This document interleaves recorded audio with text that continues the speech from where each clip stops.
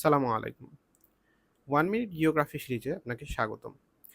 আপনি যদি শুধুমাত্র জানার জন্য বা আপনি যদি চাকরি প্রত্যাশী হন বা বিশেষ প্রত্যাশী হন, সব ক্ষেত্রেই আপনাকে স্বাগত জানাচ্ছি। এই ভিডিওতে আমরা ভারতের 7 সিস্টার্স রাজ্য কোনগুলো, সেগুলো নিয়ে আলোচনা করব। আমি স্ক্রিনে যে ম্যাপটা খুলে রেখেছি গুগল ম্যাপ থেকে, সেটা হচ্ছে সাউথ এশিয়ার ম্যাপ। এখানে ইন্ডিয়া আছে, বাংলাদেশ আছে, মায়ানমার আছে। সো এই অংশে বাংলাদেশের উত্তর এবং পূর্বাঞ্চলে অবস্থিত ইন্ডিয়ার যে ৭টি রাজ্য সেগুলোকে আমরা সেভেন সিস্টার্স নামে চিনি। আমি একটু জুম করে দেখাই।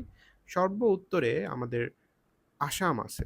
আসাম থেকে আমরা যদি শুরু করি, আসাম সেভেন সিস্টার্সের একটা রাজ্য। এরপর আছে হচ্ছে মেঘালয়।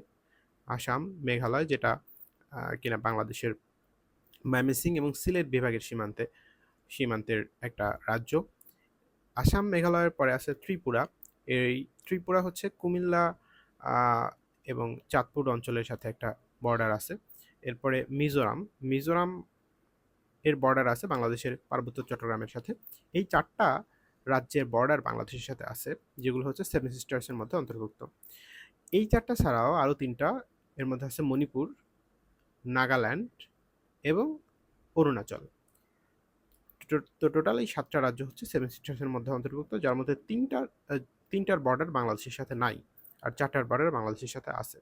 যেই ৪টার বর্ডার বাংলাদেশের সাথে আছে তারা হচ্ছে, আবার বলি, আসাম, আসাম, মেঘালয়, আসামের পরে মেঘালয়, তারপরে হচ্ছে ত্রিপুরা, আর হচ্ছে মিজোরাম।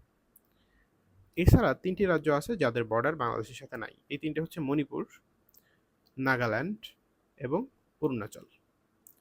টোটাল এই ৭টি রাজ্য মিলে হচ্ছে ভারতের সেভেন সিস্টার্স।